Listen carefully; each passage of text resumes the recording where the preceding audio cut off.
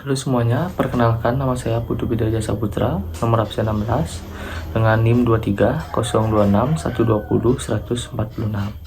Saya berasal dari kelas A Pemasaran Pagi, Fakultas Ekonomi dan Bisnis Universitas Mahasiswati Denpasar. Di sini saya akan menjawab UTS dari mata kuliah Pemasaran Strategi. Baik, saya akan menjawab pertanyaan yang pertama. Sebuah UMKM kuliner di Denpasar menjual produk makanan tradisional Bali melalui media sosial. Selama ini pemasaran dilakukan tanpa segmentasi yang jelas, sehingga pesanan promosi dapat tepat sasaran. Pertanyaan yang nomor A, analisis permasalahan pemasaran yang dialami UMKM tersebut dari aspek segmentasi, targeting, dan positioning. Untuk jawaban dari saya, menurut pendapat saya, menjelaskan pemasaran UMKM ini dari 3 aspek. Yang pertama adalah masalah segmentasi.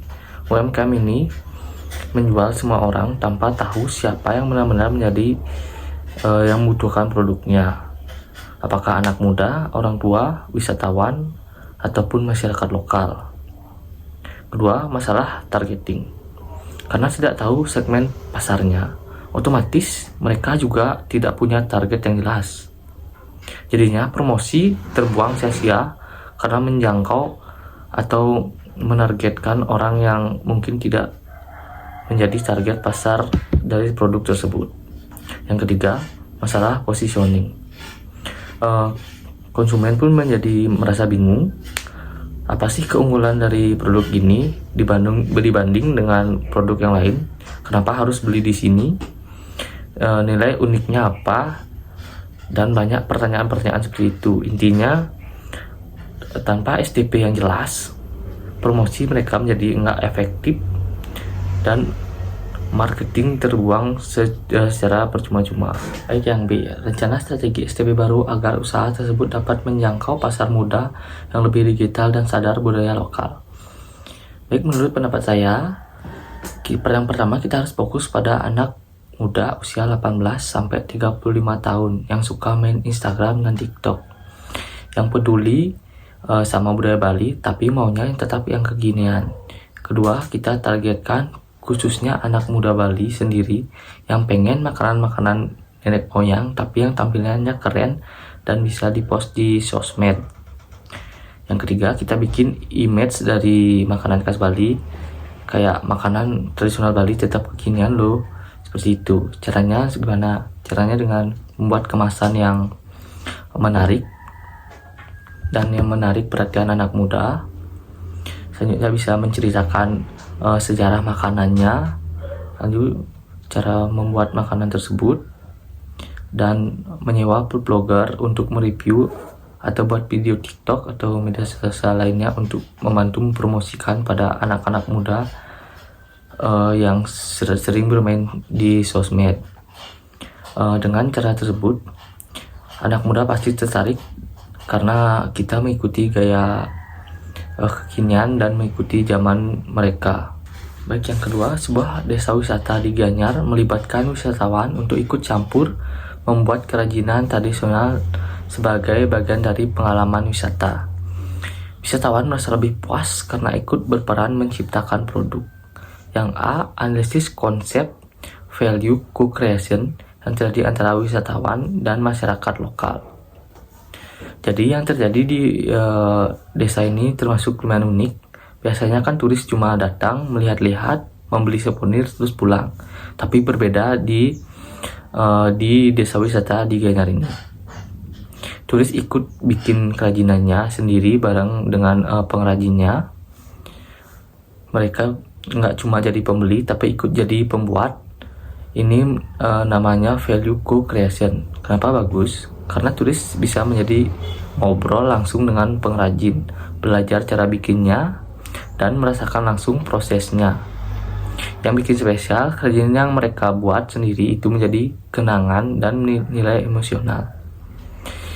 Seperti kayak efek IKEA, yaitu kalau kita ikut bikin sesuatu, kita pasti lebih sayang akan barang yang kita pakai atau yang kita telah buat tadi.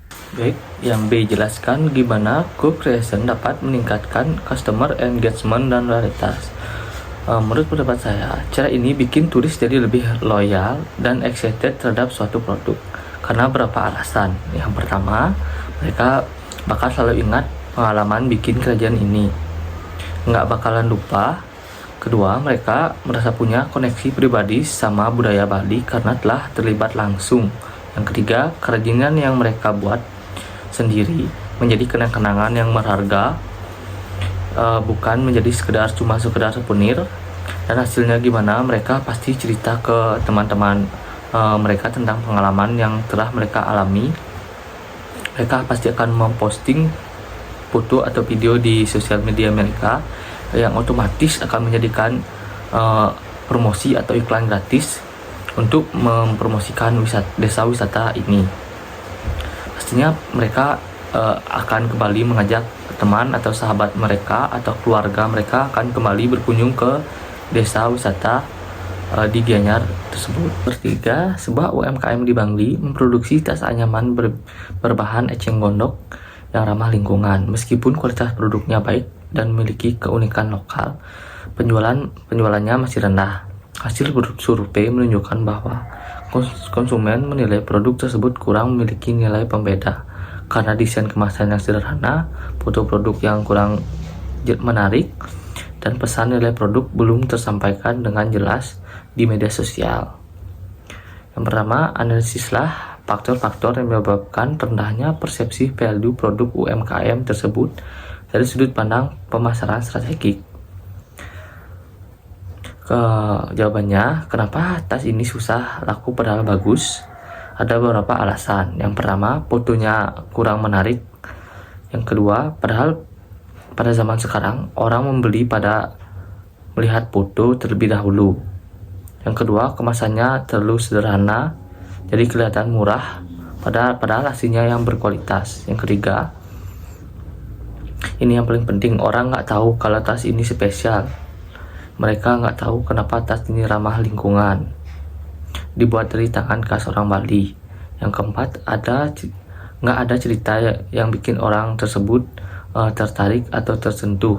Yang kelima, orang bingung tas ini buat apa sih, buat gaya-gayaan atau buat sekedar peduli lingkungan. Jadi meskipun tasnya bagus di mata pembeli, ya biasa saja, nggak ada hal yang istimewa seperti itu. Yang kedua, bagaimana strategi komunikasi nilai produk atau value proposition communication strategi yang dapat diterapkan agar konsumen lebih menghargai keunikan dan kualitas produk tersebut.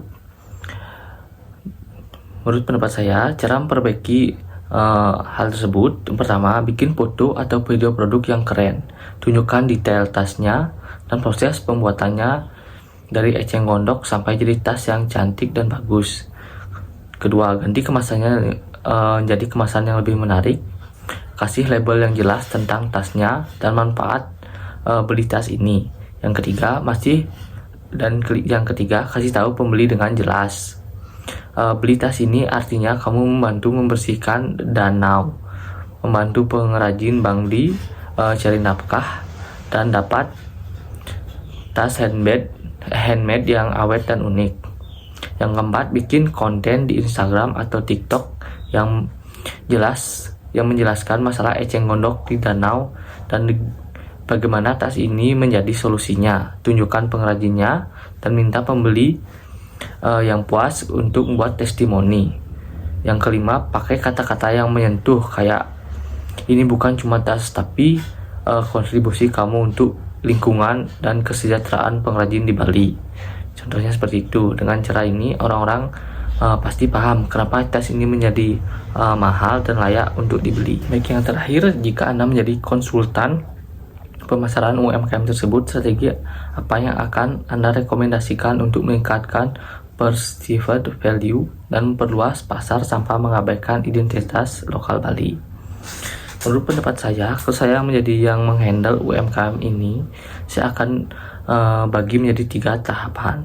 Tahap pertama yaitu bikin brand yang kuat, kasih nama brand yang gampang diingat, bikin logo dan desain yang konsisten, dan cerita tentang tas ini yang bikin orang-orang tertarik. Bikin beberapa model tas, misalnya tas kasual, tas kerja, tas isi terbatas dengan motif Bali. Tahap kedua, naikkan harga sesuai dengan nilai sesungguhnya dan bikin posisi sebagai produk mewah ramah lingkungan dari Bali. Bikin limited edition dengan kesan eksklusif.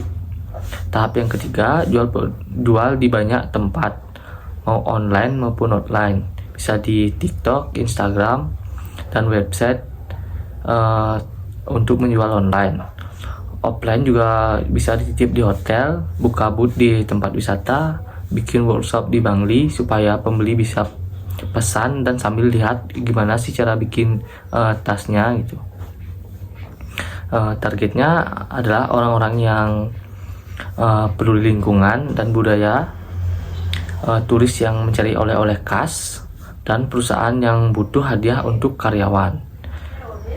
Yang penting banget, semua ini harus tetap melibatkan pengrajin lokal, pakai teknik tradisional, dan bagaimana keuntungan dan andil dari masyarakat lokal.